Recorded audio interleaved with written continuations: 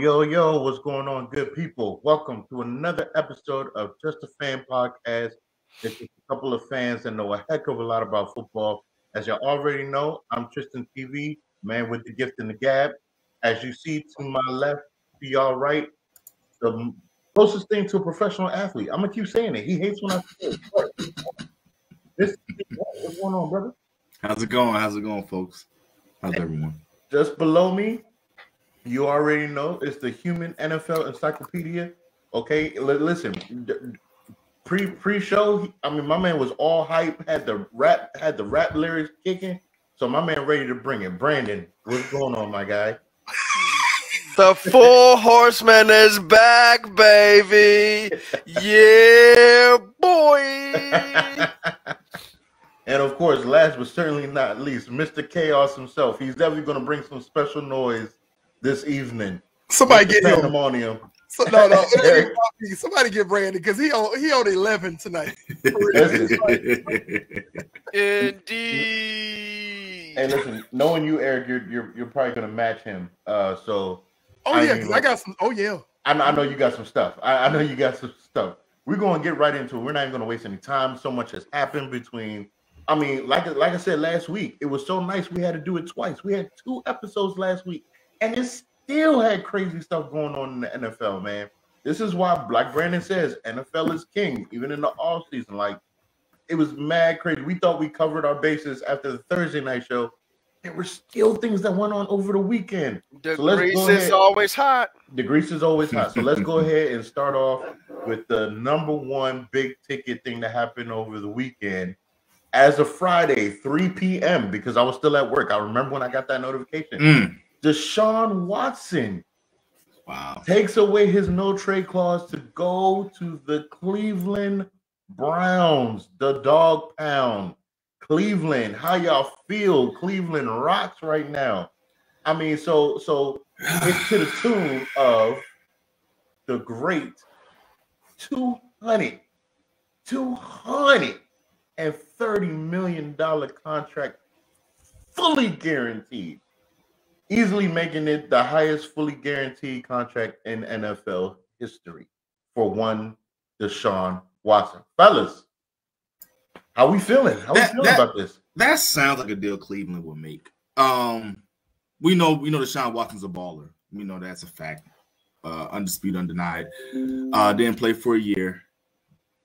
But for them to come out and give him that much money, I was surprised. I'm not gonna lie, I was surprised. They're in win now mode, which they've been for the past couple of years. I think they need to add some receiving targets. But as far as pound for pound best roster in the NFL, they're top 5, one of the best rosters, man, on paper. Ooh, Brandon. Okay, so. Oh man, I was gonna jump in there. Yeah, let's go. Let's go. I'm writing some notes. Based on okay. So they definitely had to make this move because Baker Mayfield didn't want to be in Cleveland no more, regardless of Deshaun Watson.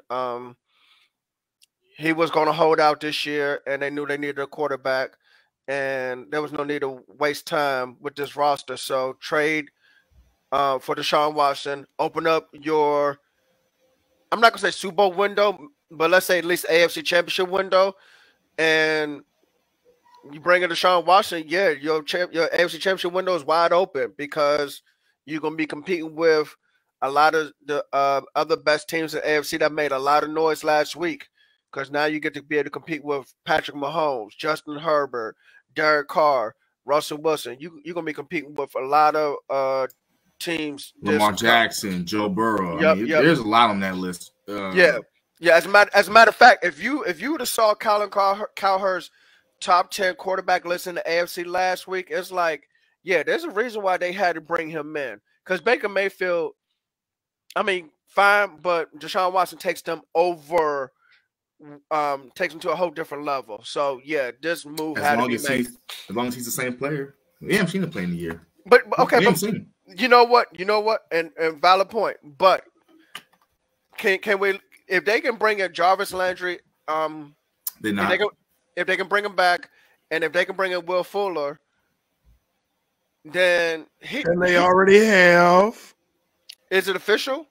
No. I'm talking about they already have fill in the blank here. Amari Cooper. Oh, yeah, there you go. Yeah, you're right. They have Amari Cooper. That's what I want to address. Go ahead. Okay. So that's 4 wide receivers because Donovan Peoples-Jones is the 4th receiver. I don't need him to be that mobile quarterback. You know who I want him to be like, and I like this reference. I need him to be the 1998 Randall Cunningham. Just throw the ball all over the yard.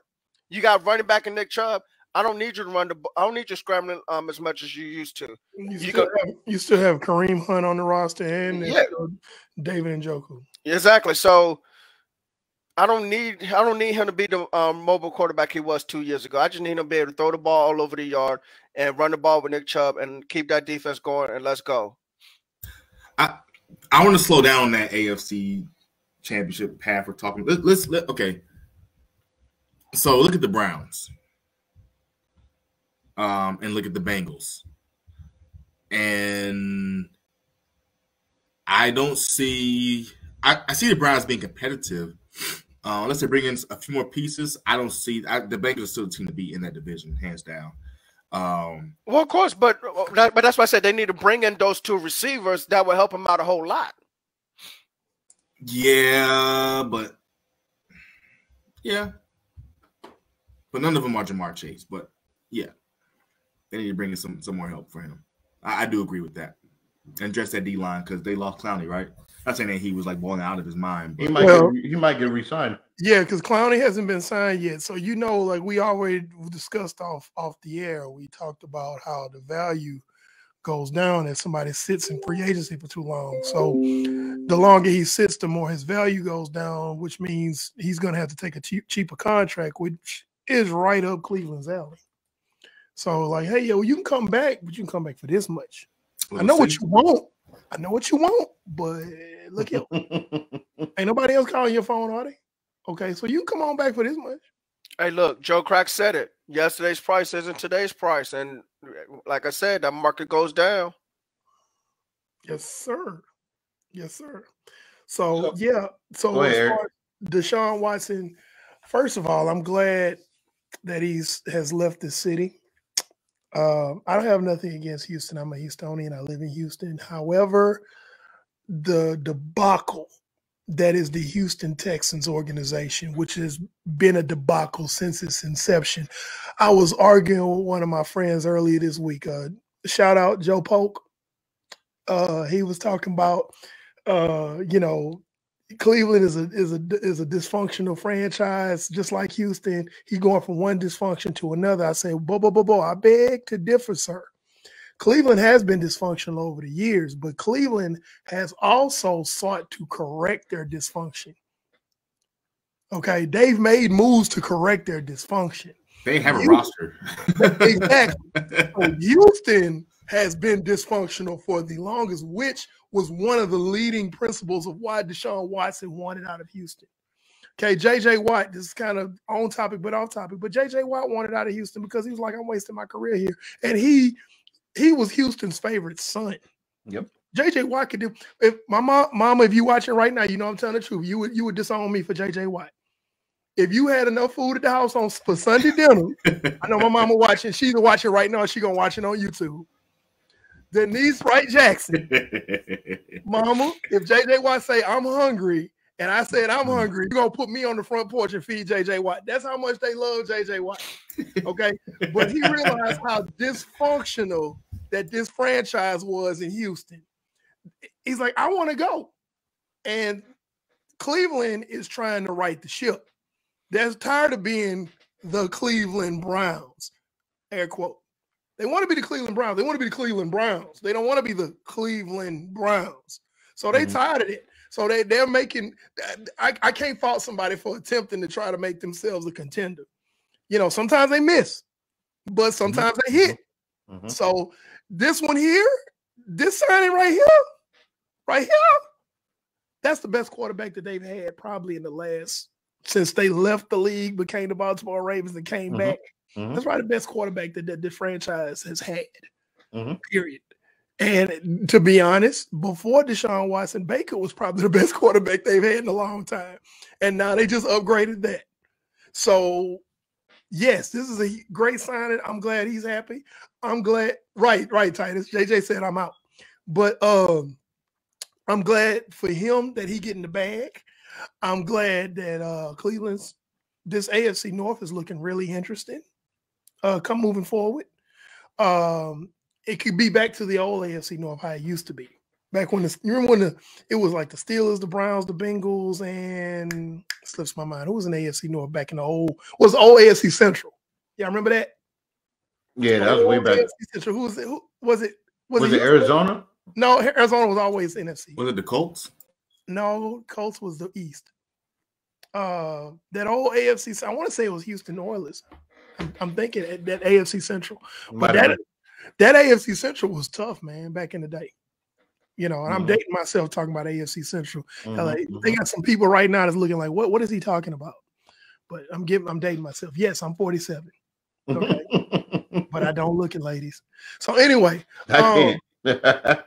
But yeah, so this signing has been everything. And the fallout, which we can move to the next topic, the fallout from this signing was a domino effect that happened in the quarterback market all throughout the NFL. So let's talk about that. Yep. Let's go ahead and shift over to it kind of goes in as far as someone that particularly lost in this aspect. So Matt Ryan going to the Indianapolis Colts from the Atlanta Falcons. Everybody know it was down to the Atlanta Falcons and the New Orleans Saints. That was the two teams everybody was talking about towards the end of the week last week.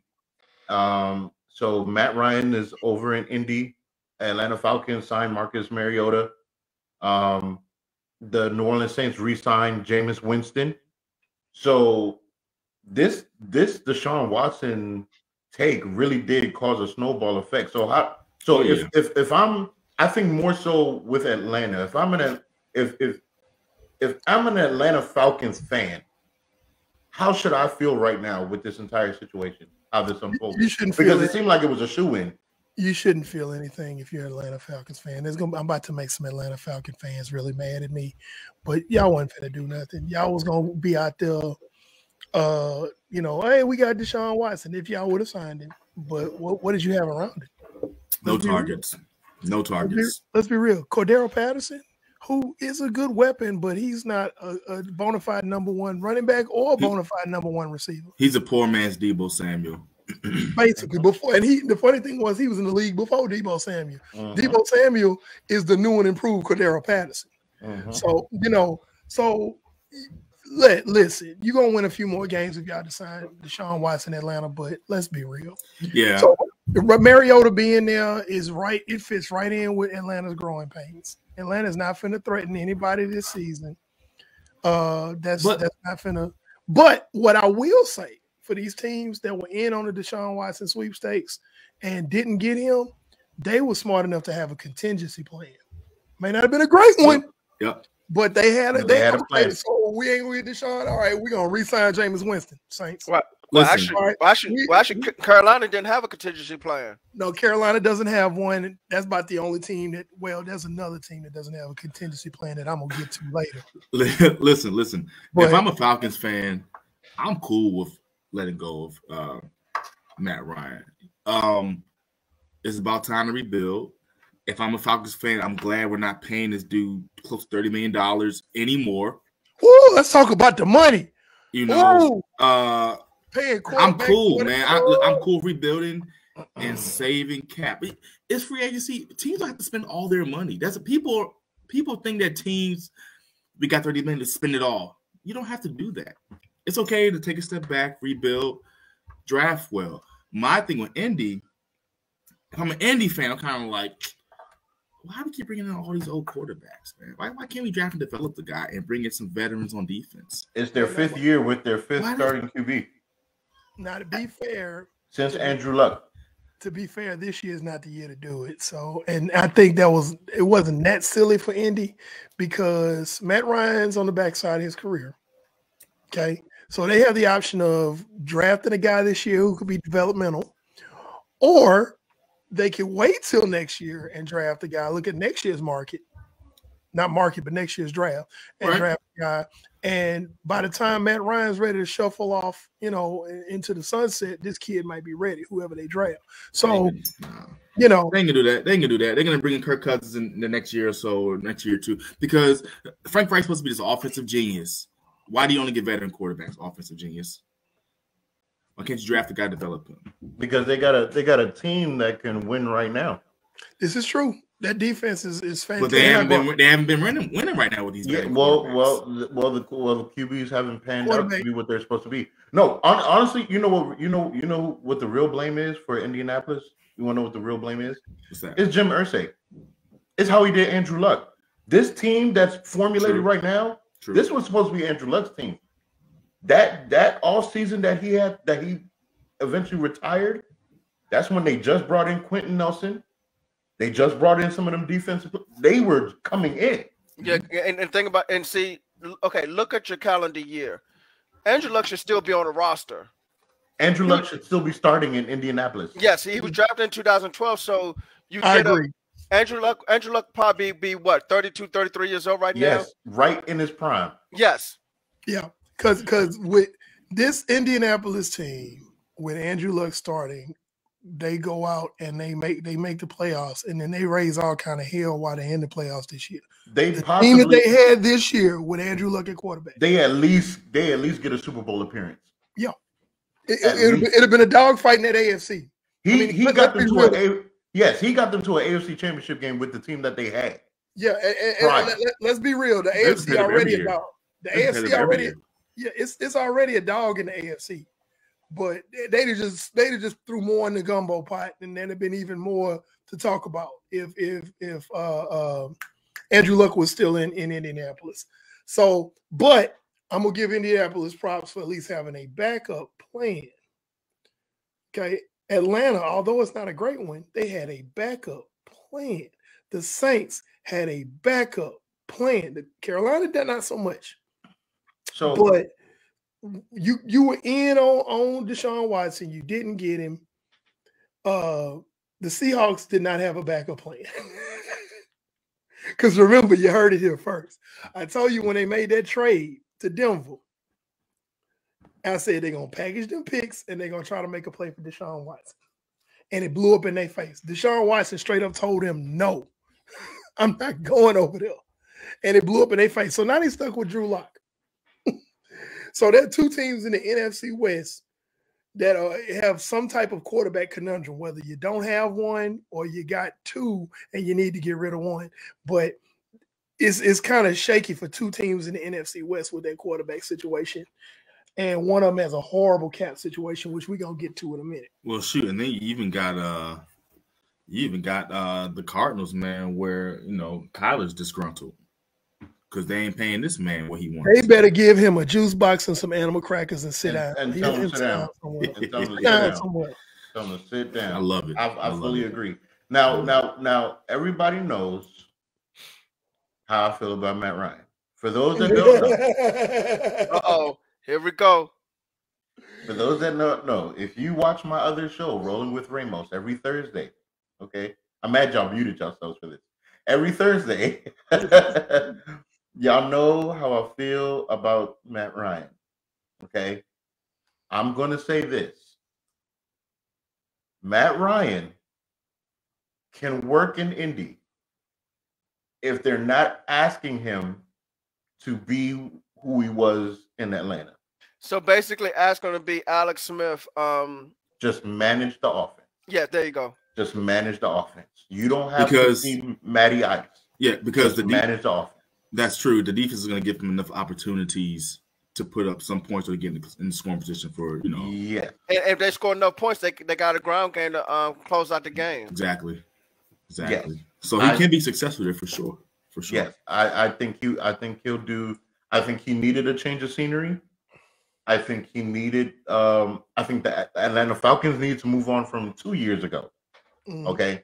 And he needed a new change of scenery. I never said he was a bum. I just said he was overrated. I never said he was a bum. Let me be very, very clear. I never said he was a bum. That's true. That's true. I just thought he was overrated. But you still dislike him. Oh, for sure, absolutely.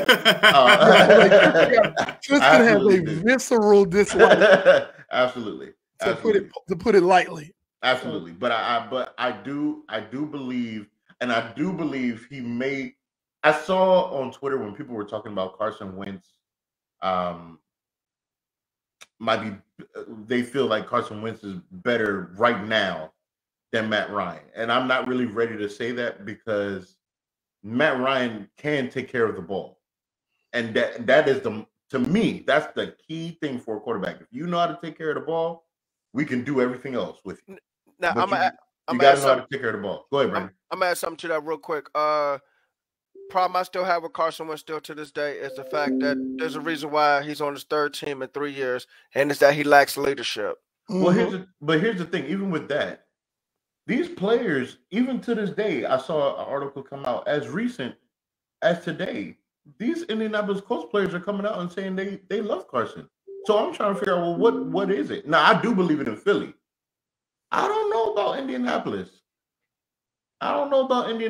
I think he might have had more of like maybe budding with the coaches, maybe budding with the front office, maybe. But when it comes to them players, I mean, they're freely coming out wishing Carson well. They loved him as a teammate. Well, Indy had different locker room culture. Also, you look at Indy's roster, Carson Wentz is one of the oldest ones on there versus Philly versus Philly's roster. Yeah, talking defense included. And I will say this. I will say this in regards to Carson, and I'm not going to harp on this so much because I don't want to. I didn't really want to talk about the Washington thing too much, but arguably, this is the best receiving core he's had in his career. You look at Philly's roster for receivers. You look at Indianapolis Colts roster for receivers.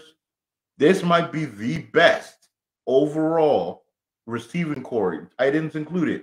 This might be the overall best. I'm not saying our tight ends are better than Zach Ertz or nothing like that. I'm talking about as a collective. This might be the best receiving core in Washington. Yes, and he's over Indy. Yes, look at Indy's receiving roster. I know. Okay, so other than Michael Pittman Jr. Okay. Other than him, they had Pascal. They had T.Y. Right. Well, they barely had T.Y. Who was their tight end down there? Was it Doyle? Doyle was inconsistent because he kept getting hurt. Is it Mo Ali Cox? Mo Ali Cox. So okay.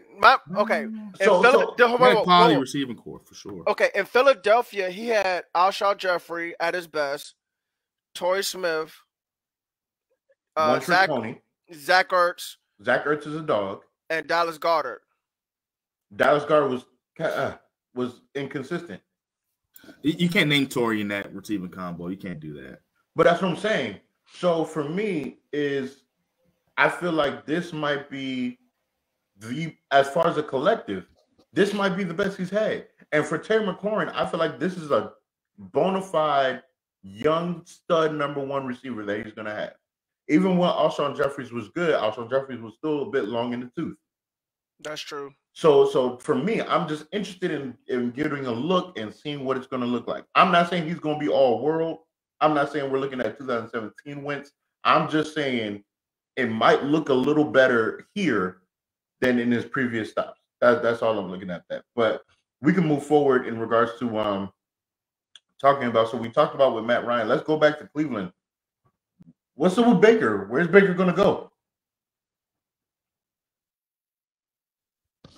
I heard Carolina. I heard Seattle.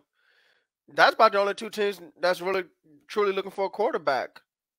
So it's not too many places you can go. And if he can't get there, he's stuck. Carolina has no interest in him. Well, then that's right. leaves you. They came out today. That's right. Well, then that leaves you with Seattle.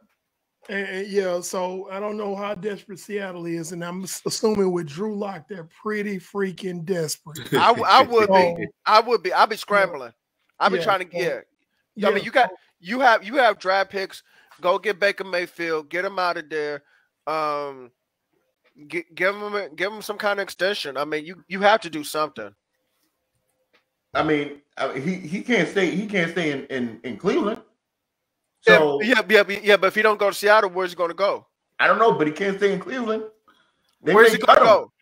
I don't know where he's going to go because all the options have dried out, in my opinion. The quarterback market is as arid as the Sahara in July. Yes. Okay. I think his best chance would be Seattle for sure. That's if Seattle wants him. And that's if Seattle wants him. Mike, you can't trade to the Canadian Football League. Yeah. So I mean, Seattle in the NFL, Seattle is the best possible place. And I think he could do all right there. I really do, man. He's not a trash quarterback, man. I don't think he's terrible. Yeah. I don't think he's terrible. I think he can do okay there. Yeah, there's a lot of people who thinks he's horrible, but I don't think that. I don't think he's terrible. But I do believe his best chance, his best option got stripped away when Matt Ryan went to Indy. To me, that was the best. That was ideal for him to go. And when that Matt Ryan deal, that was the first thing I thought of. I was like, "Dang, Matt Ryan, Baker, what you gonna do, brother?" Mm-hmm. Like that was my first thought.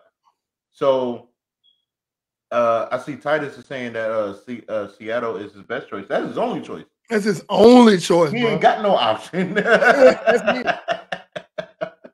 He ain't got no option. Outside of going to play for the Little Giants or something, he ain't, man, look. Exactly. So I mean, I feel for him. I do, because it kind of sucks to watch your team that drafted you number one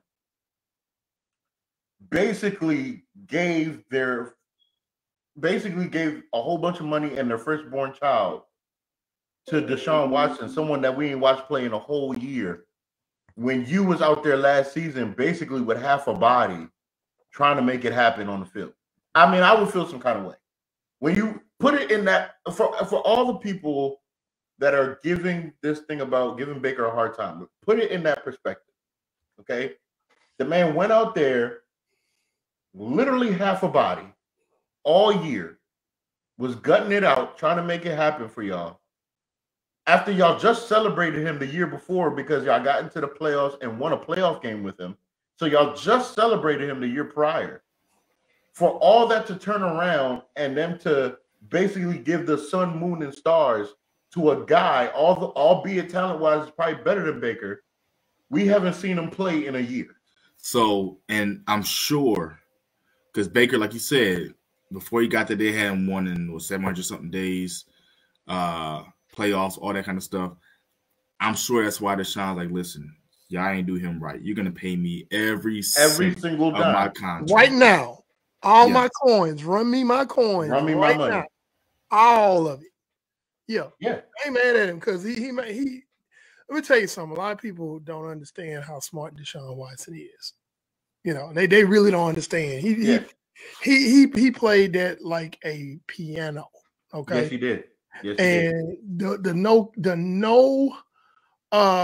trade clause in his contract with Houston was brilliant, because without that, we would not be having the conversation that we are having right now, because they would have basically sent Deshaun anywhere for the highest bidder. Yeah. And, you know, he wouldn't have had no say so. But that no trade clause was brilliant, because basically it was like, you know, it was basically like being not necessarily traded, but like he was a free agent almost. Yeah. Almost, you know. It's like, I don't want to go there. I don't want to, you know. And let me say this really quickly in regards to the comments. And again, we appreciate y'all commenting. We appreciate y'all watching. All those that are watching, please share on y'all perspective profiles. If you're watching on Twitter, if you're watching on Facebook, share the episode. Follow us on YouTube. Listen to us on podcasts, all that stuff. Feel free to share. Thank you. We really appreciate y'all and love y'all. But let me go ahead and respond to these the Baker stuff. And I understand he had a loaded team. I totally get it. I'm not gonna say that Baker put his best foot forward. I just feel that when I watched him play, I didn't see a person that lacked skill. I saw someone that his body was broken and he was trying to do stuff, his body just was like, no, bruh, we ain't got it. Like they should have just sat him out. Like that, just sit him down and let him heal. Like it didn't make no sense to keep tugging him out there. I don't care if he wanted to play. I don't care. You're not benefiting my team playing like this. Franchises need to learn how to sit their guys down. Sit their franchise quarterback, especially down, and let them heal all the way through. If they miss 4 games, oh well. You miss 8 games, oh well. You out for the season, oh well. See you next year. I think they did Baker a disservice by letting him keep going out there playing, knowing that man ain't had no business being out there on that field. There's no way that you can have a bad ankle, a bad knee, and expect to throw the ball accurately. Anyone that understands the quarterback position knows that it's really your hips and your feet. That's the biggest thing. If them things ain't working properly, I don't care what your arm does. There's only maybe 3 people in the history of the NFL that can have no legs and still whip the ball around. It is not a common thing to have. So, and Baker, looking at his size and his stature, he needs all his mechanics. So if his body is broken up, what did you expect him to do? You know, that was my whole thing. But what did you expect him to do? I think they could have exercised the 5th year and see what it looked like. And if it was bad, you go out and figure out you get yourself a veteran or you get a QB next year's draft. That's my personal thing. But this is where we are. Deshaun Watson is quarterback for the Cleveland Browns. We'll see where Baker's going to go. Some people say, somebody commented saying that he might have to wait till training camp, which would be disastrous for somebody that young in the league. But you know, we'll see what happens. We'll see what happens with that. If Baker Mayfield does not go to the Seattle Seahawks, it's going to take somebody's team to have a catastrophic, injury at the quarterback position for his name. Now he might be the first name to get called, but that's what it's going to take. I believe that Baker would have to accept the role of a backup. Ultimately, unless something like a catastrophic injury happens, right, on somebody's team and they lose their quarterback for the year and they trying to, you know, hey man, we got some money, let's go ahead and call Baker Mayfield. He kind of knows our system or whatever, right. You know, that type of thing. Right. But, now, yeah. Speaking of quarterbacks, and I'm praying to the football gods. I never want to see a group of QBs I've never wanted a group of QBs to stay healthy in all my time watching football, just as a fan, so I can watch this conference. The AFC conference needs to be called the Elite QB Conference because that's where they at. We got. Let me see if I can do this off the top of my head. You got in the North, Deshaun Watson, Lamar Jackson, Joe Burrow. Okay. In the West, Justin Herbert, Patrick Mahomes, Derek Carr, Russell Wilson. In the East, you got Josh Allen. We'll see what Mac Jones will do. We'll see how Tua is. And we'll see about Zach Wilson. They're all young. We'll see what happens. Young guns. And now in the AFC South, you now have Matt Ryan, Trevor Lawrence, Davis Mills, and Ryan Tannehill. When you look at the North and you look at the West, okay, and then you put in Josh Allen from the East as far as like superstar talent QBs. I don't think we've ever seen a conference this lopsided for QB talent. Correct me if I'm wrong. I don't think we've seen it. In our lifetimes, no. Probably not in NFL history, come to think of it, because as soon as the AFL NFL merge, and I guess that's when they started the whole NFC AFC thing, this is the most lopsided ever. I like it. Go ahead, Brandon. Finish your thought. That it's been one-sided for quarterback talent. I'm thinking back to the early 90s. What conference? I'm thinking Bills. I'm thinking Dolphins back then. Boomer was balling. That might be if they were in the same division back then. The 49ers had Steve Young. Y'all had Troy Aikman. Okay. Randall Cunningham. Okay, I'm thinking division. My bad. I'm thinking division specifically. No. Okay. Conference. Yeah, as far as a conference, I think back then it was a little more balanced between the AFC and NFC. Well, but the AFC wasn't as deep either. That's true. That's very true. Wanted to go ahead, Brandon. Go ahead. Because in the AFC you had your Elway, you had your Dan Marino, you had your Jim Kelly, you had your Boomer Esiason. It might have been about it roughly. Drew Bledsoe with the Patriots. Yeah. There's some names on that list. I still want to see what they're gonna do, man. You mentioned Tua. You mentioned your boy Justin Herbert. That's what I said for them. Well, no, I think Justin Herbert's legit. Oh yeah, I just don't know. I don't know. I agree. I don't know if that team. I don't know if the coaching puts him in position. Listen, they have good enough coaching. They have a hell of a roster now. Not just no. Now it's no excuse. I fully agree with you. He can play, but no excuse. You know, it's loaded. What team? It's loaded. The Chargers. It's loaded. Oh yeah. Loaded. Yeah. No question. The reason why I left this comment, shout out to Titus. The reason why I left this comment over here, do I think Carr's elite? Here's the thing. If I'm picking a QB from the AFC and I plug him in anywhere in the NFC, right? How many QBs am I going to put above Derek Carr from the NFC? Got Aaron Rodgers, right? Yep, the GOAT. I got Tom Brady. Yeah. I think I would put Dak Prescott above him. So that's 3. Matt Stafford, that's 4. Come on, Steve. Well, no, Eric, come on now. Eric, we're not doing this tonight. We're not doing this. Eric, we're not doing this, okay? Matt Stafford. All right, we ain't got to do it, but I ain't putting Matt Stafford in there. Don't start that. Don't start that. Matt Stafford is above Derek Carr. Don't start that. Who I'm else? just saying. I'm not even going there with you. And I'm not going there with Jamal either.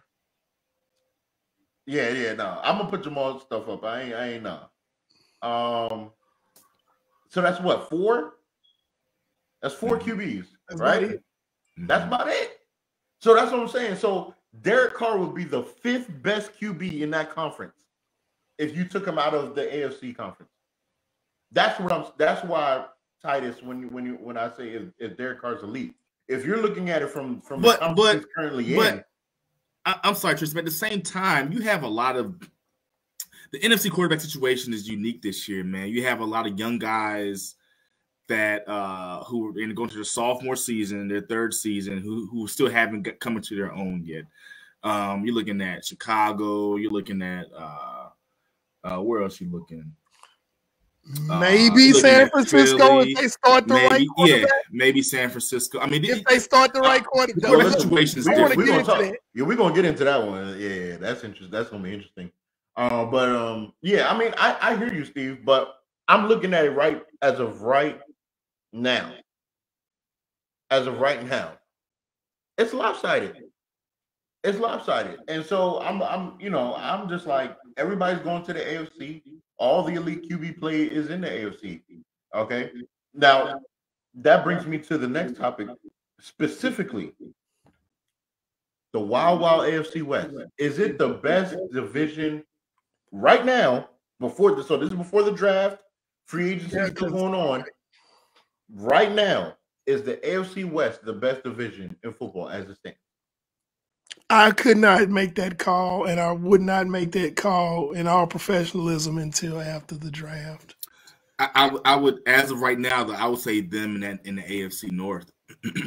It's close. Today, March 22nd, 2022, 9:49 Eastern Standard Time. Yes, I would say so.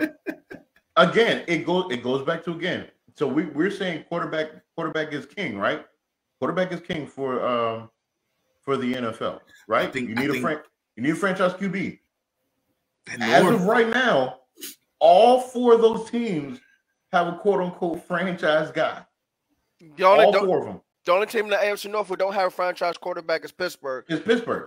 But we talk about Deshaun Watson, Joe Burrow, Understandable, Lamar. understandable. But Trubisky / Haskins / Mason That's Rudolph. what puts AFC West above them for me. You guys think about the quarterback position only. Listen, No. That's what Steve. That's what we're saying. We're saying quarterback position only. We're saying Herbert, Mahomes, Carr, and Wilson. Okay, so who has more MVP candidates in their division at quarterback in their division? I would say the North.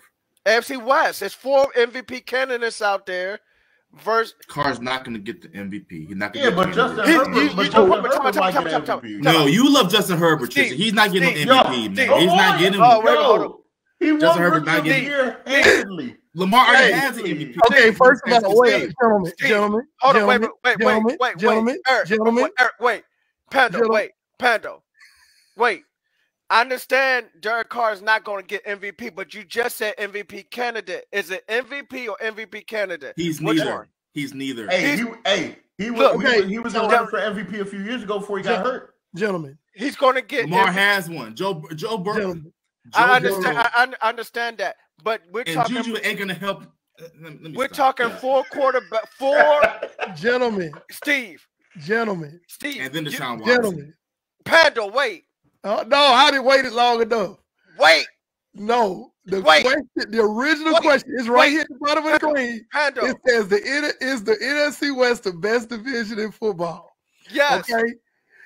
Once you have Mitch Trubisky in your division, you have qualified yourself for that consideration. Listen.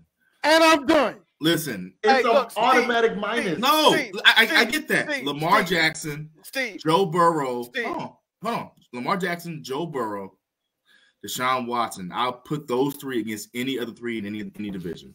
In any combination. But we need all 4. Steve, go ahead, Brandon. What number is greater, 4 or 3? Right. What number is greater? Bro, I'm talking the quality, overall quality, man. Overall quality. What number is greater? Overall quality, man. Overall quality. What number is greater, 4 or 3? So we're talking about the best division. So now we're at quarterback. As it stands. Yes, they have 4 starting quarterbacks are better than the 3 in the North. Let me see. Absolutely. Can you see this? Hold on. It's too bright. Okay, never mind. Dog, the 3 that they have in that North are better than any combination of 3 in the West. Any combination of 3, but there's 4. Steve. There's 4 of them. You're not going to ignore Mitchell Trubisky in this North. 4 minus 3 equals 1. Like you literally are taking away a quarterback. See, 4 minus 3 equals 1, and that 1 is Mitchell Trubisky or Dwayne Haskins or Mason Rudolph. So listen, Trubisky is negative quarterback. He's quarterback light. He's quarterback. He's like diet quarterback. So how about this? Just 1 calorie, not even enough. Mid-season next season. Hold on. Mid-season next season. Let's see who's in the MVP race. Pando. For sure. We don't know how Mitchell Trubisky. I know that. Pando. He's not even diet. He's 0. Let's see who's in the MVP race. 0. Let's see who's in the MVP race next season. Devon said defense has to be added. Stop talking about QBs. First of all, Jamal, the reason why we're talking about the QBs is because you need a franchise QB, especially in this era, to be effective. You need a franchise quarterback. That's 1. 2, we can talk about that. We can talk about defense in the AFC West because all of them improved defensively as well. I think everybody except for the Chiefs added something defensively. Okay, so you got Chandler Jones paired up with Crosby over there for the Raiders, right? You got Mac with Bosa. You got Mac with Bosa. You also got that corner Jackson from the Patriots to go over there in with the Chargers as well. Okay, the Broncos, they're coming back. They're going to come back healthy, and they signed Randy Gregory to go with Bradley Chubb. Even though Bradley Chubb got to prove some stuff to me, but Chubb's a linebacker, right? They're outside linebacker. But Russell also has a worse receiver core in Denver. Worse receiver? A worse than Seattle? Worse than Seattle? Tim Patrick, Cortland Sutton, Jerry Worse Jeudy, than KJ Seattle? Hamler. Listen. Worse than Seattle? You telling me Lockett, DK, and Joe Everett are worse than who the guys you named? Jared Jeudy. I like his training videos. Let me tell you something. Pay attention to DK Metcalf this season without Russell Wilson. Russell Wilson made them You cats. can have Drew Lock going at him, Tristan. Obviously, he ain't gonna do well. Listen, Russell Wilson made them cats in Seattle. DK Metcalf is a one-trick pony. And you know it. He's And physically Steve, gifted. you know it. You know it, He's Steve. physically gifted, Steve, but he is limited as a receiver. He's better than most of them Nope. Denver receivers. No. No. I'm not putting him over Jared Jeudy. Thank you. There's no way I'm putting him over Jared Jeudy. I'm not putting him over Jared Jeudy. Jared Jared Jeudy Jeudy can is a actually route- Y'all thinking Jared college? Jeudy is a route running machine. You're thinking about his training videos on IG in his college days. Jerry Jeudy. Okay. We're still waiting for the That's breakout. fair. We're still waiting for the breakout. Look at DK's We're training still- college videos against Jared I'm Jeudy. putting his just numbers. said- I'm you putting just DK's said- numbers. You just said You just said DK Metcalf's going to have Drew Lock. Of course, you struggle. Where did Drew Lock just come from? Thank you. Give Jared Jeudy a proper QB, and it's going to look different. What Thank year you. is Jerry Jeudy? Third. Give him a different QB. It's going to look. What QB has Jared Jeudy get a ball from? That Okay, is of quality to showcase some skill he set. dropped a Thank whole you. lot more than DK Metcalf, Russell That's a Wilson fact. made and that's a fact. DK Metcalf and Tyler Lockett. Thank you. Russell Wilson made those guys. Okay. Thank you, Pando. Okay. Thank you, Pando. And I don't even like Russell Wilson, but I'm gonna be real. Okay. Thank We're you. gonna see. We're gonna see. Nah, man, I'm not gonna say that, man.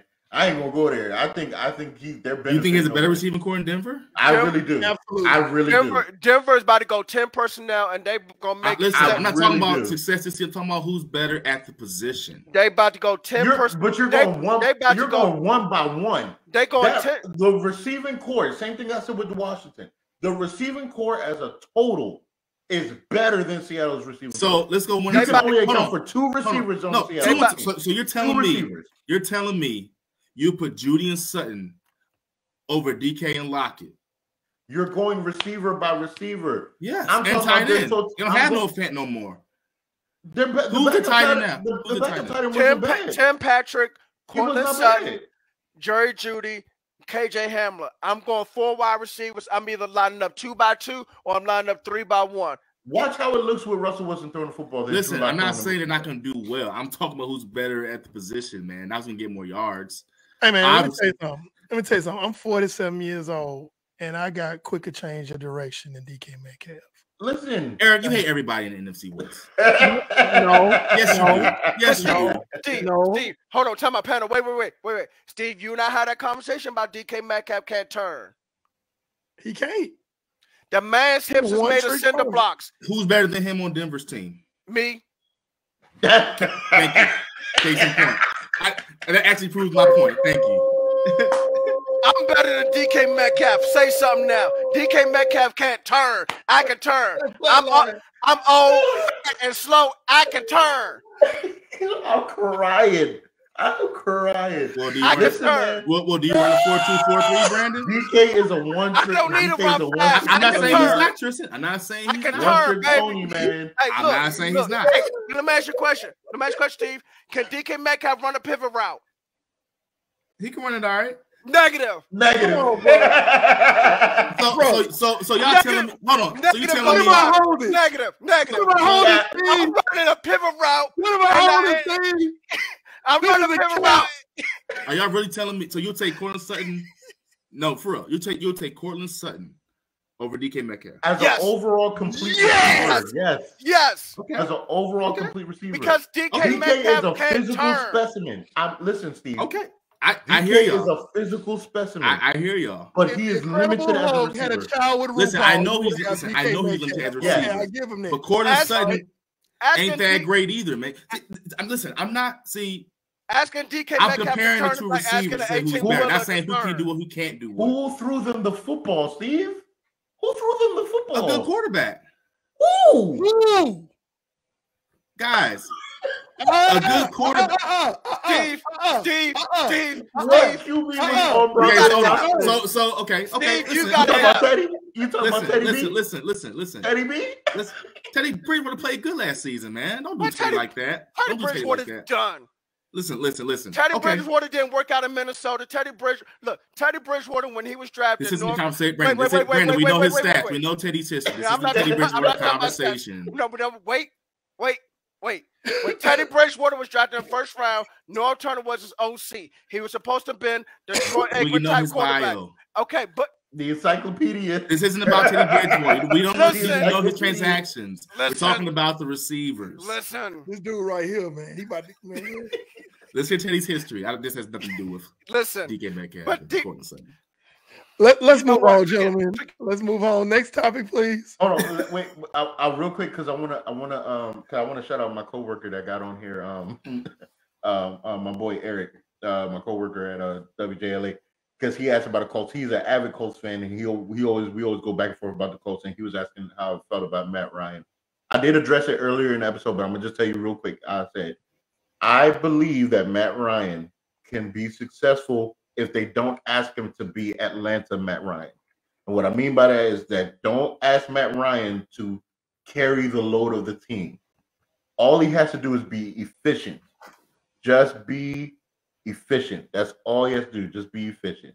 And I think he'll do just fine in Indianapolis. I think you should be more encouraged of having him than what y'all had to deal with Carson Wentz last season. I really do. Mike said, "Hey Steve, Mike said you was drinking before the show." Listen, I don't know, man, because I'm trying to see what you saw. Listen, man, I think DK Metcalf is better than Courtland Sutton. Amen. That's my opinion. Steve, you got an F. Listen, and matter of fact, let me go ahead and segue into this one because I'm leaving the stuff for Eric for last because I know we're going to deep dive in there. So let me segue, since we're talking about wide receivers. Let me go ahead and segue into this one. So we talked about earlier, Amari Cooper got sent to the Cleveland Browns. Okay, so that means CeeDee Lamb is the bona fide number one receiver for the Dallas Cowboys. I was on a Twitter space last night. Shout outs to my homegirl, my sister Ashley Baker, and shout outs to a guy, his Twitter name Certified. He was on my other show. And shout out to Mark Arnold. They hosted this show last night on Twitter Space. And this conversation was brought up. Can CeeDee Lamb be a legitimate number one? Now let me give y'all the preface of the argument. The argument was some people were saying yes, some people were saying he already was. The argument that I gave last night was I'm not saying that he cannot be. What I'm saying is I have to see it to believe it. I gave the comparison, and hear me clear before y'all go, because I know y'all about to go off if I say it this way. Hear me clear. I gave the comparison to when Juju was with Antonio Brown, and that one season when they named Juju, the team MVP, and there was commentary being talked about saying, is Juju the better suited receiver for the Steelers?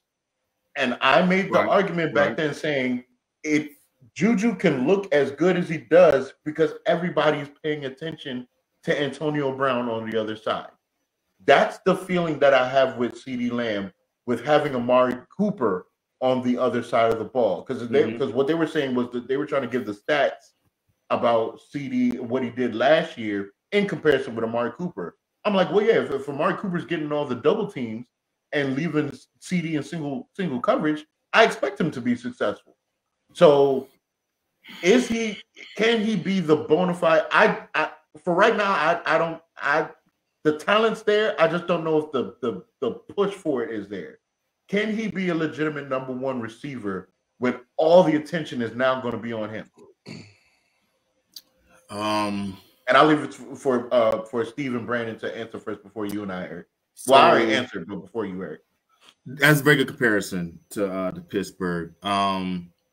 Excuse me. So CeeDee Lamb, he's a great route runner. Going to the game against the Vikings on Halloween, I watch him almost every play. He gets open almost every play, which the TV doesn't necessarily show. When it comes to pressure catches, on like the third and shorts, the fourth downs, he's a little inconsistent with that. But other than that, he has good hands. He's great after the catch.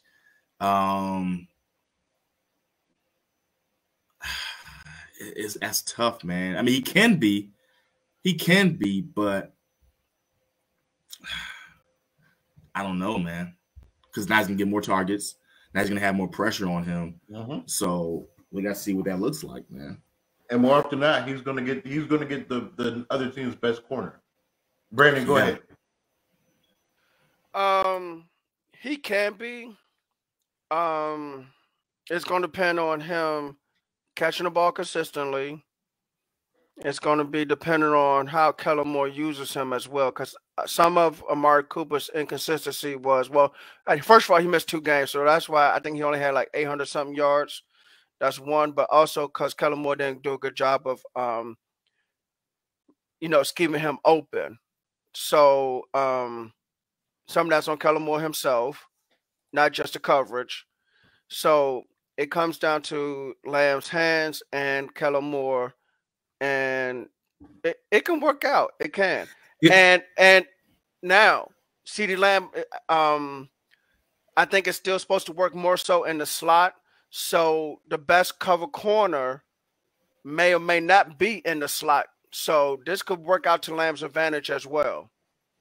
Yeah, with him and Gallup, it's like we have 2 good receivers, but Amari's route running is crisper than Lamb's, and that one-on-one, man, like Amari, he uses physicality to get an edge, and having the best direction to the football when it's coming in, man. I don't know if CD definitely needs to get more physical. He needs to get stronger. I agree with that.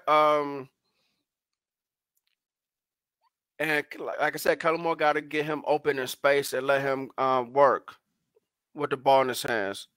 Yeah, he's going to get a lot of targets. So hopefully he really step up and bring him in. Yeah, but can he be a one? He can. It just there's some variables that's got to work out for him. Who did we play this year? Oh, I can tell you right now, we played the AFC South, we played the Cincinnati Bengals, and we played the NFC North, I believe. Oh, and we play the Rams and the Bucks. Okay. Eric, you have any comment on this? He can. He's got to show a little bit more, but from what I've seen of him this year, and please believe, please understand that I have no dog in this fight. I hope every player on the Cowboys team fails miserably. However, being objective as a real football analyst and being objective, I believe CeeDee Lamb can be the number one, a very good number one in Dallas. Yes, there's some things he needs to work on with his game, but he's still young. Like the route running, that's something that can be fixed. He has all the physical tools. He's got the great change of direction. He's got the physicality. He's got the run after the catch. He's got strong hands. The route running can be worked on. That's not a big deal. So, yeah, I do feel like it. But what's going to have to happen is he's going to have to not disappear in big games because sometimes he does that. Okay? God cannot think of the guy's name. It was in Dallas. Everybody was hollering up and down about him. And I was like, he disappears in big games. And nobody believed me until he disappeared in several other big games. I cannot think of the guy's name. Cedric Wilson? Michael Gallup? No, further back. During Miles Austin, Patrick Creighton. Miles Austin. That's it. Miles Austin.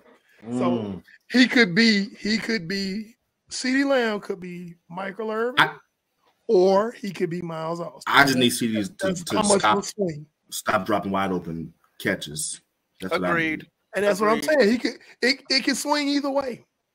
That's what I'm saying. He could be Michael Irvin, or he could be Miles Austin. It could swing either way. It really could. Time is gonna tell. It really could. Yeah. All right. So we had some other stuff that we wanted to cover. I didn't realize that we were on here this long. This is what happens when you have a good time on the show. Again, we appreciate all you guys that have been watching. Again, share it on your social medias. This episode, tell people about it. We're here every Tuesday, so we really appreciate y'all. So we're gonna actually close out this show with this last topic. Some of the other topics we got, we'll cover it next week, but definitely wanted to talk about this because this is definitely something that was also brought up in the Twitter Spaces. as a big deal. And we're going to leave the floor for Mr. Pando. Okay, we're going to give him his time. We're going to give him his time on his soapbox for this moment. Okay, so everybody, just let's. I'm gonna solo him out, and I'll bring us all back in. We just let him have his time. Okay. All right, Pando. Okay, the floor is yours. Has Jimmy Garoppolo handcuffed the 49ers? The answer to that question is actually not quite. Okay. So we were talking about the quarterback market earlier, right? We're talking about the quarterback market. And basically, we're stuck with Jimmy Garoppolo in San Francisco because nobody wants him. Listen to me, people. Listen to me. Listen to me carefully. There was somewhat of a market because people were looking for quarterbacks. But the die was cast when the Pittsburgh Steelers decided to choose Mitch Trubisky over trading for Jimmy Garoppolo. Okay? The die was further cast when the Atlanta Falcons chose Marcus Mariota. These are two backups. These are two backups that got chosen before Jimmy Garoppolo. Now, you're probably saying, well, you know, it's the shoulder and all of that. John Lynch is an idiot. Okay?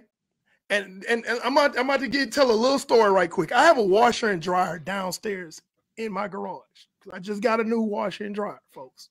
I have an old washer and dryer. They kind of work all right. The washer leaks, needs a seal fixed on it, needs a new heating element on the dryer, but they pretty much work. But I got a brand new washer and dryer that I just got. I went on Facebook Marketplace and I said, give me $200 or your best offer, and you can take both of them away. And you know why? Because they were taking up too much space in my garage. They were taking up too much space. That's stuff I can put in my garage better than I can get a whole new workbench, you know, a new tool table. I can build stuff and fix stuff and do manly stuff in my garage. They just taking up space. They're not helping me be successful. So I was like, give me your best offer. Now I asked for $200. However, the first person that contacts me on Facebook Marketplace and say, hey man, I give you $100 for it. They can take both of them. You know why? Because they out of my sight, they out of my mind, and guess what? I got $100 in my back pocket that I can spend on something else. So what am I saying? John Lynch overplayed his hand. He overplayed his hand, and now we're stuck with a $25 million liability in San Francisco. We are unable to re-sign. Yes, he's an idiot. No. You're going to sit down a minute because I'm going to tell you why he's an idiot, and I'm going to keep it going, okay? So, basically, he's stupid because he overplayed his hand. He had several offers from several of the teams who now have new quarterbacks, but it wasn't good enough for John. Basically, John Lynch wanted Maybach prices for a Toyota Corolla. So, yes, that makes him an idiot. The point is, you get the $25 million off of the books for a quarterback that can't get you over the hump. And now you hamstrung in free agency. You can't go out. You can't go out and really shop in free agency. Hell, you can't even retain your own good free agents. We just lost a Pro Bowl guard, and we just lost the best run stuff and defensive tackle on our team. Guys that didn't sign like huge contracts. These are contracts that we could have got them to sign and stay in San Francisco. But you know why? We don't have any cap space. Why don't we have any cap space? Because we're paying this $25 million to a bum that shouldn't even be starting for us. So, yeah, you like my shirt? I want to make sure y'all can see it. It says, can't stand idiots. I wore that just for you, John Lynch. And I'm going to tell you right now, San Francisco has probably a 60 to 70% chance of not making the playoffs this year because of this decision. I don't care. I don't know who that was that commented. I don't care what he did in the past. You burned down a house that you started building. Because I said started because you ain't finished it. But you set it on fire by this decision right here. How many of y'all work in corporate America? If you lose your company $25 million, are you supposed to keep your job? Are you? I think not. So yeah, when we don't make the playoffs this year because we lost valuable talent or we could not sign valuable talent, John Lynch needs to go and Adam Peters needs to be moved up to the GM. So yes, John Lynch is an idiot. And I said what I said, and I'm standing on that hill. $25 million. Nothing. You got the quarterback of the future. You done gave up 3 first-round draft picks. The quarterback of the future sitting on the doggone sideline, and you kept this bum who can't make the throws in big games, can't win us big games. And don't come back at me talking about, well, look at Jimmy's win-loss. Can't win with him. Yeah, I don't want to hear about, well, look at Jimmy's win-loss record. Damn it, we won them games in spite of Jimmy Garoppolo, not because of. And if you think he won us those games, you an idiot too. Bottom line. There's a line from Captain America Civil War where Iron Man told Captain America, I like to punch you in your perfect teeth. That's what I like to do to Jimmy Garoppolo right now. Because first of all, he could have took the doggone, had the surgery right after we lost to the Rams and been ready to go. No, Jimmy Garoppolo is not going to be the. How will he be the backup? You're not going to have a $25 million. You're not going to have $25 million sitting on the bench. Don't put his comments. Yes, that's on his comments. That's so asinine. That's not even funny. No, I'm gonna show him because Mike always shows love on the show. Mike is always going to be on the show. By doing that, but also by botching this offseason up, because it's not just this; it's the fallout that's going to happen from this. Now you have created a quarterback controversy where there should never have been one. That's true. There should never have been a quarterback controversy. Now you've created one because now he's back. You should not have $25 million on the bench. You can't have $25 million on the bench. Who finna call for Jimmy Garoppolo? You asking for first? I was asking for first rounders. The boy was drafted in the 2nd round. Okay, then somebody was willing to offer you 2 second rounders. You didn't want that. Indianapolis gave a 3rd round draft pick for Matt Ryan, who's won an MVP before. Let that sink in. And guess what? Mm-hmm. So we could have shipped him out to Indianapolis. Yep. But John Lynch was too greedy because he was asking for Maybach prices for a Toyota Corolla. He definitely overvalued. He's definitely overvalued Jimmy Garoppolo. I will say that. So like I said, I'm gonna look in the camera. Look me in my eyes when I say this. I'm gonna talk like Stone Cold Steve Austin. Look at me with your little beady eyes when I'm talking to you. I'm trying to tell you right now that he's an idiot. He's a big idiot. I'd say a little bit more, but I'm not allowed to say it on here. And if you don't believe me, he needs a stunner. He needs a hit to the face with a chair. 1, 2, 3, and get the hell out of my damn ring. Fire John Lynch. Period. And guess what? The Rams will win the division. Yeah. Yeah, the Rams will win the division. I can't even argue with that. We're gonna be last place in our division. They're gonna have Drew Lock in Seattle, and we're probably gonna be last place in our division. Now you weakened the team with that one decision. You weakened the team, John Lynch. Now I will say completely weakened the team. I will say it's gonna be a lot of talk with Jimmy G being a distraction, but Trey Lance will be the starter. You can't give up what you gave up draft-wise and not start that boy. He cannot sit on the bench for another season. Let me tell you something. That's not happening. You do not know this franchise and their ubiquitous ability to be completely asinine. Eric, I can't see them doing that, Eric. This is the same team that had a player that had 17 yards of offense from scrimmage that did not get but 1 touch in the 4th quarter NFC Championship. I hear you. This is the same team. I hear you. I can't see them doing that. I can't see them doing that. Just wait. You cannot give up. I'm gonna believe Eric. I just wait. You can't give up what you gave up. You have no idea. You know your own team, but you have no. I've been a 49ers fan since the early 80s. Trisha, anything can happen in the NFL. If I see Jimmy G start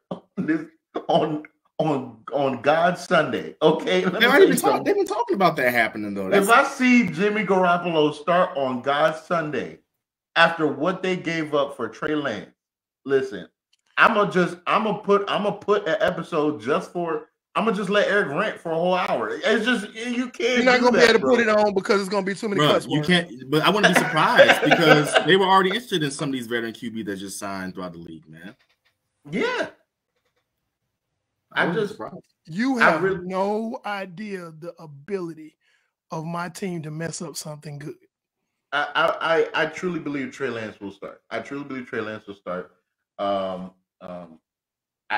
just they're not going to be that stupid. I can't fathom that. I do believe Jimmy G being on the roster will be a distraction. I do believe that with that number. Because you have a bunch of Jimmy G apologists. Yeah. And I always, well, you know, because Jimmy got to where we got by turning around and handing off to Raheem Mostert. Because here's the 19, Matt Breida, all those other guys. Because here's what's not talked about with Trey Lance situation. What they gave up for Trey Lance, right? People can say what they want, including you, Eric. You can say what you want about Jimmy G. You can say y'all won despite of him and all that stuff. The fact remains, Jimmy has been to the Super Bowl with y'all. Jimmy has been to 2 conference championships with y'all. He's been there with us, but he didn't take us. Listen, I understand what you're saying. He wasn't driving. He was in the back. Hell, he was in the damn trunk. I hear you, but Eric, listen to me. What the general consensus is going to be is that Trey Lance starts, it can't be no less than the NFC Championship. And it can't be no less than a Super Bowl victory. Because what they gave up is saying it's the same thing the Rams just went through. What y'all gave up to get Matthew Stafford, you're saying that Matthew Stafford was the difference between getting to the Super Bowl and hoisting the trophy. And the Rams proved their point of getting the trophy with Matthew Stafford. That's the pressure that Trey Lance is going to get because when you like it or not, your starting QB in your championship games was Jimmy Garoppolo. It was completely unfair because what's going to happen is if they do start Trey Lance, the moment that he has a bad game, have the team. He's not going to have the team that Jimmy Garoppolo had, and they're going to be saying this kid shouldn't be the starter, and it's not fair to him. Yes, if Jimmy is still on your roster and is sitting there, the moment Trey Lance has a bad game, you're going to have the Jimmy apologists wanting him to be back on the field. Mm-hmm. They set that boy up very poorly to succeed with your team by keeping Jimmy G on that roster. The whole consensus all season long. You preached to the choir. All season long was that Jimmy G was not going to be on this roster going into the 2022 season. That was the whole consensus. No matter what y'all did in the playoffs, it was even said, even if y'all went and won the Super Bowl, Jimmy G was not going to be on this roster. Brother, you preach to the choir. Everything you saying, I absolutely agree with. So, you preach to the choir. But the dysfunction, like you ever have people that's so smart they stupid? Yes. That's our front office and that's our head coach.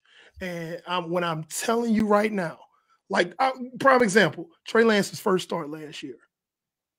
Kyle Shanahan got him out here trying to look like a damn running back. Damn, they got the boy injured for the year. You know, instead of saying, okay, we're going to call let's run the same offense we ran with Garoppolo and see what happens. So then he gets to start again against Houston. And what happens? We run the same offense that we ran with Garoppolo, and all of a sudden he pushing the ball down the field. Deebo Samuel has, I think 11, he averaged like 11 a catch that game, 12 a catch that game, but not because he caught a 3-yard tunnel screen and ran it, but the ball was getting pushed down the field. But again, that team is not going to be in San Francisco next year. We are bleeding. We are leaking like the freaking Titanic as we speak in free agency. Okay? We are losing guys big time. Laken Tomlinson, you're not going to be able to replace him in the draft. He was a Pro Bowl guard. DJ Jones, man, cat-like quickness. He played nose tackle, but you couldn't tell how fast he moved.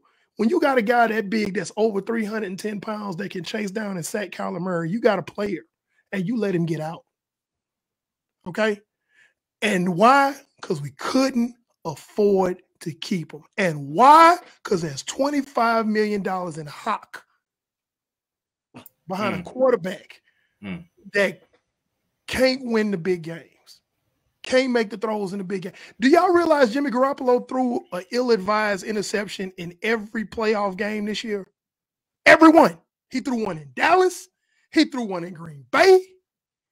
And he threw the one that ended the season against the Rams. Yep. How he going to be going around the draft? Where he going? Where he going? Where he going, Mike? No. Where he going, Mike? And that's because John Lynch ain't got the cojones to release him like he should. So please. I think riddle me that. Where is he going? Issue.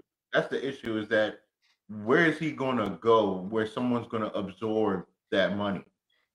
Exactly. It's not going to work out like that. Exactly. That's the issue. They really did play their hand with this, and it really blew up in their face. It really did. I really believe that.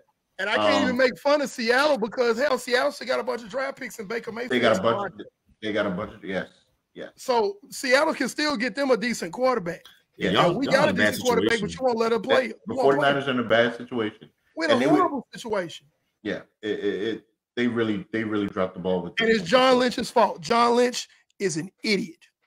Period. Because I'm sorry, if you work for Merrill Lynch, if you work for Wells Fargo, if you work for some financial company and you either balk on a deal or make a deal that loses the company $25 million that they can have in their back pocket, you deserve to lose your job. And when we don't make the playoffs this year, John Lynch needs to go. Y'all gonna see when we start the next season starts. When we come online, I'm gonna have a shirt made that says "Fire Lynch," and I'm gonna keep that shirt. I'm gonna wear that every show until he's gone. We'll see what happens with that. We'll see what happens. On that note, we're gonna close out. Because I got more. I know. No. We're gonna close out. We're gonna close it out. I ain't gonna let you catch an aneurysm out here on this show. Okay. Listen, again, we want to thank everybody that has been watching the show. Some of y'all stayed with us from the very beginning. We appreciate y'all. Thank you for all the comments. Please. To anybody you know, like I said, we're always here. As long as football is going on, football news is going on, we're going to be on. So please check us out on YouTube. We got 86 subscribers, okay? 86 subscribers. We are 14 subscribers away from 100. Help us get there. We're on YouTube. Just type in Just a Fan Podcast. You can also listen to us. So if you can't check out YouTube, you can listen to us anywhere that you listen to your podcast. That's Apple Podcasts, Spotify, Google Podcasts, iHeartRadio. Wherever you listen to podcasts, just type in Just a Fan Podcast. You'll see our faces. Be sure to check us out on there as well. I'm not messing with Eric. So check us out on there. Again, we appreciate y'all. We love you guys. Thank you for following us. We're going to come back up next week. Like I said, we didn't get to cover all the topics because there was so much going on. Great content, fellas. We're going to talk about more stuff next week. We're also going to dig a little. We're going to start touching on the NFL draft and the prospects that are coming for this 2022 NFL draft. This is going to be epic proportions with these skill players, defensive players, and offensive linemen. It's going to be something to see. So, again, next Tuesday, tune into us. We're going to be here 9 o'clock. Catch us on Facebook. Catch us on Facebook Live. Catch us on Twitter Live. And again, we'll be on YouTube. You'll see this episode on YouTube and on the podcast tomorrow. So until then, fellas, I'm Tristan TV, man with the gift and the gab. These are my bros here. Anybody got any comments before we get off? The 4 Horsemen came back, baby. There you go. So we'll holler at John Lynch. We'll holler at y'all. Y'all be easy. Have a good night. Peace. Swisher House remix. Peace.